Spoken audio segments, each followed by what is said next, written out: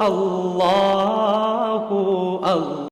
گشت کا عمل کرنے لگے ہیں، اس کے لیے اب سب تیار ہیں نا ماشاءاللہ۔ اتنی ساری فضیلتیں سن کر اور اتنے انعامات سن کر قیامت تک نیکیوں کے سلسلے چلیں گے جو ہمارے لیے عظیم الشان صدقہ جاریہ، آخرت کا ذخیرہ اور بلندی درجات کا ذریعہ بنیں گے۔ اس کے لیے تو یقیناً سب ہر مسلمان تیار ہو جائے گا۔ تو ہم سب انشاءاللہ اس سلسلے میں اب گشت کے لیے جائیں گے۔ تو گشت میں ایک جماعت کی شکل میں جائیں گے۔ علیکم بالجماع، رسول اللہ صلی اللہ علیہ وسلم نے ارشاد فرمایا جماعت کو لازم پکڑو، اور فرمایا ید اللہ علی الجماع، جماعت پر اللہ کا ہاتھ ہوتا ہے، اور فرمایا واعتصموا بحبل اللہ جمیعا، تم میں یعنی اللہ کی رسی کو مضبوطی سے پکڑو، یعنی مل کر چلو، واعتصموا بحبل اللہ جمیعا ولا تفرقوا، اور بکھر کے مت چلو، جدا جدا فرقے مت بنو، بلکہ مل کے اللہ کی رسی کو مضبوطی سے پکڑو۔ اور فرمایا ولتکم منکم امہ، تم میں ایک جماعت ایسی ہونی چاہیے یدعون الی الخیر، جو خیر کی دعوت دینے والی ہو، یأمرون بالمعروف، اچھی باتوں کا حکم کرنے والے، وہ بری باتوں سے منع کرنے والے، واولئک هم المفلحون، یہی لوگ پورے کامیاب ہیں۔ تو ہم انشاءاللہ اب جماعت کی شکل میں جائیں گے، ہاں جماعت کی شکل میں جائیں گے۔ جماعت پر اللہ کی بڑی رحمتیں برکتیں برستی ہیں۔ اور پھر یعنی اس گشت کے عمل میں کتنے قرآن کریم کی کتنی آیات اور کتنی احادیث پر عمل کرنے کا موقع ملے گا ہمیں بھی انشاءاللہ۔ اب ہم مسجد سے باہر نکلیں گے جماعت کی شکل میں، تو مسجد سے باہر سنت کے مطابق نکلیں گے۔ پہلے بایاں پاؤں باہر نکالیں گے، لیکن بایاں پاؤں باہر نکالتے ہی جوتے کے اندر ڈال دیں گے، تو یہ ایک سنت پہ عمل ہو گیا، ایک سنت رہ گئی۔ تو ہم جوتے کے اندر نہیں ڈالیں گے، بلکہ بایاں پاؤں باہر نکال کر جوتے کے اوپر رکھ دیں گے، اور پھر دایاں نکال کر جوتے کے اندر ڈالیں گے۔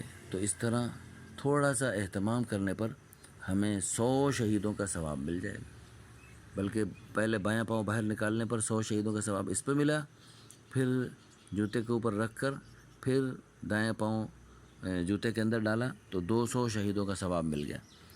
پھر ہم دائیں طرف چل کے جائیں گے، اور دائیں طرف آپ صلی اللہ علیہ وسلم کان النبی صلی اللہ علیہ وسلم یحب التیامن فی کل شیء، ہر چیز میں دائیں طرف کو پسند فرماتے تھے۔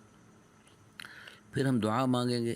دعوت سے پہلے دعا مانگنا بھی رسول اللہ صلی اللہ علیہ وسلم، انبیاء کرام، صحابہ کرام، اولیاء کرام کی سنت ہے کہ اللہ تعالیٰ سے مانگ کے جاتے تھے، یا اللہ تو ہی مدد کرے گا، ہدایت تیرے ہی ہاتھ میں۔ ہم کون ہوتے ہیں کسی کو ہدایت دینے والے؟ ہم تو ایک ایک قدم پہ اللہ تعالیٰ کے فضل و کرم کے احسان کے محتاج ہیں، اپنے لیے محتاج ہیں، کسی اور کو ہم کیا دے سکتے ہیں؟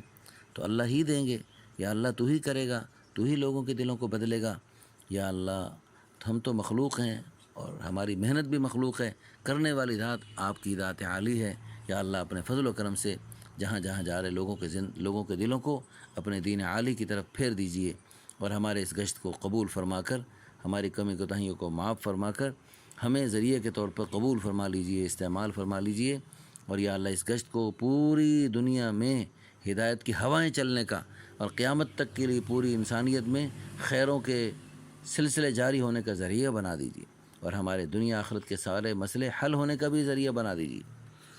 گشتوں میں دعائیں قبول ہوتی ہیں، تو انشاءاللہ ہم گشت کا عمل اس طرح پورے جذبات کے ساتھ کریں گے۔ ایک شخص کے گشت کا دن تھا، اور گشت کے دن اس کے گھر میں صورتحال یہ تھی، بچہ بیمار تھا، بچہ بیمار زیادہ تھا، تو ادھر گشت کا وقت بھی قریب ہو گیا، اور اللہ کی شان اس ادھر گشت کا وقت بالکل قریب ہوا، ادھر سے بچہ اللہ کے پاس چلا گیا۔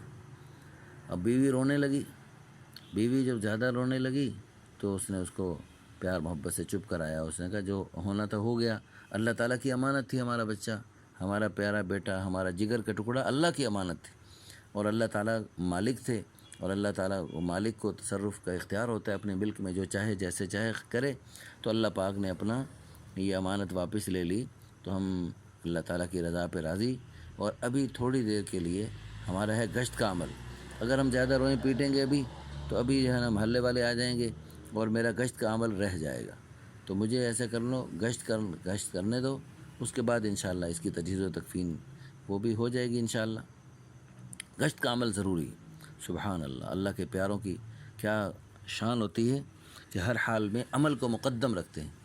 جیسے ہمارے ایک دوست ہیں حکیم عبداللطیف صاحب ہیں جی، یہاں لاہور میں ہوتے ہیں، بڑے بزرگ ہیں، اب تو آنکھوں سے بھی معذور ہو گئے، ٹانگوں سے بھی معذور ہو گئے، بہت زیادہ عمر 100 سال کے قریب عمر ہونے والی ہے شاید. تو وہ جو ہے نا وہ کہنے لگے، ان کی اہلیہ محترمہ، ان کے ماشاءاللہ بالکل دنیا دار سے شخص تھے، حکیم تھے، اور وہ جو ہے پہلے انہوں نے ایک ڈرامے کے لیے کہانی لکھی اور بڑی شاندار کہانی لکھی، بڑا مقبول ہوا، اور وہ اس لائن پہ جا رہے تھے. جاتے جاتے اللہ پاک نے ان کو تبلیغی جماعت کے مبارک ماحول کی برکت سے اس طرف موڑا، اور ایک خواب میں ان کو بڑی خوبصورت آپ صلی اللہ علیہ وسلم کی زیارت کروائی. پھر اللہ نے ان سے اس تبلیغ کے میدان میں بڑا کام لیا. ان کے بچوں کو اللہ نے حافظ عالم بنایا، اور ماشاءاللہ ان کی اہلیہ محترمہ بھی بڑی نیک ان کو ملی، جنہوں نے ان کے ساتھ مل کے ایک سفر میں گئیں آج یعنی وفات سے 16 سال قبل. تو اس میں انہوں نے صلاۃ التسبیح کی فضیلت بھی سنی، دعوت کے اور بھی سارے اعمال سنے. تو خود بھی دعوت دیتی تھیں، بچوں کو دعوت پہ لگاتی تھیں، روتی تھیں اللہ کے فضل و کرم سے، یعنی اللہ کی محبت میں یا اللہ کے خوف میں روتی تھیں بہت زیادہ. ان کا نام ہی رونے والی خالہ پڑ گیا تھا. خواتین آپس میں ان کو رونے والی خالہ کے نام سے یاد کرتی تھیں. تو کہنے کا مقصد یہ ہے کہ ہر حال میں عمل کو مقدم رکھنا. اس پر آپ ان کا واقعہ، سچا واقعہ سنیے کہ ان کے 2 بیٹے ان 16 سال کے دوران اللہ کے پاس گئے.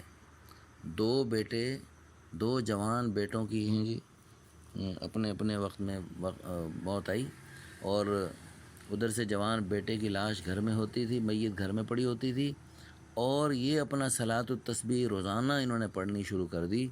تو روزانہ صلاۃ التسبیح پڑھنے کا معمول ان کا جاری رہتا تھا. تو جو اللہ کے پیارے ہوتے ہیں ہر حال میں اپنے معمولات کا اہتمام کرتے ہیں. تو اللہ پاک نے پھر ان کو بڑی پیاری موت نصیب فرمائی. اس خاتون کو اللہ نے بہت پیاری موت نصیب فرمائی.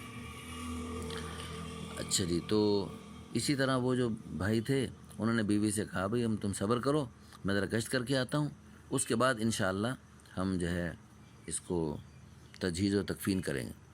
چنانچہ وہ تشریف لے گئے گشت میں، اور وہاں پر جا کے تسلی سے گشت کا عمل کیا، آداب گشت، اور پھر اس کے بعد ترغیب، اور پھر اس کے بعد تشریف لے گئے، گشت کیا، پھر اس کے بعد بیان کیا. بیان کے بعد انہوں نے ساتھیوں کو بتایا بھی میرا جو بیٹا تھا وہ بقضاء الہی وفات پا چکا ہے، تو انشاءاللہ اگلی نماز کے بعد اس کا جنازہ ہوگا، تو تمام حضرات تشریف لائیں. اب وہ سارے ساتھی ان کے ساتھ مل کے تجہیز و تکفین میں شامل ہو گئے، اور پھر اس کے بعد جو ہے ان کے جنازہ وغیرہ ہوا. کچھ عرصے کے بعد اللہ پاک نے اس مبارک عمل کی برکت سے کیا انعام دیے. آخرت میں تو بڑے بڑے انعامات انشاءاللہ. اتنی بڑی قربانی کہ گھر میں بچے کی لاش پڑی ہے اور یہ بندہ اللہ کے راہ میں گشت کر رہا، کہ کتنی دل سے دعائیں نکلی ہوں گی اپنے لیے اور پوری امت کے لیے، اور کتنا اللہ پاک نے اس گشت کو، اتنی بڑی قربانی والے گشت کو ان کے لیے اور ان نسلوں کے لیے ہدایت کا ذریعہ بنایا ہوگا. چنانچہ وہ تشریف لے گئے حج پر. کچھ عرصے بعد یہ میاں بیوی تو حج کے طواف کے دوران نا، بیت اللہ شریف کے طواف کے دوران ایک صحابہ ہیں جی، جیسے انگریز لوگ ہوتے ہیں نئے مسلمان ہونے والے، تو ایسے اس کی شکل و صورت، وہ آ کر ان کے قریب آ کر ان کو بڑی گرم جوشی سے ملا. وہ کہاں تھے بھئی آپ؟ میں تو آپ کو بہت تلاش کر.